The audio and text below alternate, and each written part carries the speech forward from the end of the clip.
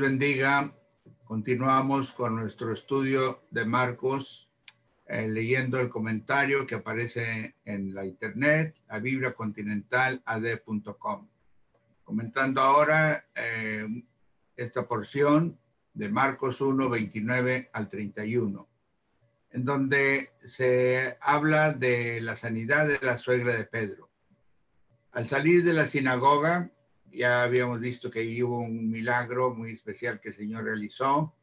Vinieron a casa de Simón y Andrés con Jacobo y Juan.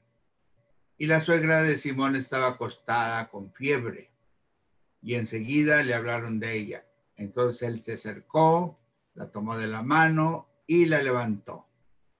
Y en el lenguaje de Marcos dice, inmediatamente le dejó la fiebre y ella le servía. Cómo nos encanta este lenguaje de Marcos tan vívido, hablando así, usa mucho inmediatamente, luego, pero es que eso ocurre cuando el Señor sana. Inmediatamente le dejó la fiebre.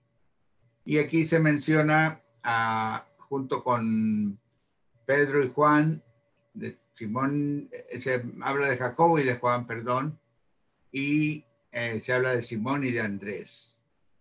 Marcos menciona a Jacobo y a Juan como hijos de Zebedeo y posiblemente sobrinos de María, la madre de Jesús. Y algo interesante de Pedro y Andrés, no se registran datos de su familia, de su núcleo familiar. Tan solo se narra que Simón era casado y que era un buen yerno, porque aquí trae a Jesús para que ore por su suegra. Y aquí tenemos una nota sobre estos textos controversiales. Como todos sabemos, la Iglesia de Roma considera a Pedro su primer papa. Y algo interesante, nunca niega que haya sido casado Pedro, ni tampoco los que le sucedieron tampoco.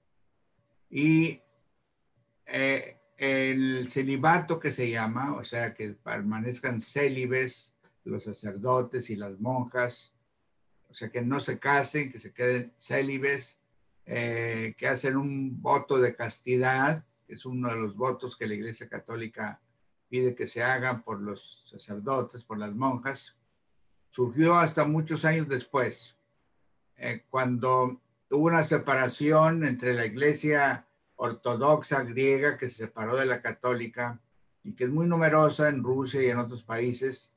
Entonces ahí ellos sí conservaron el no casarse, es decir, ellos sí se pudieron casar.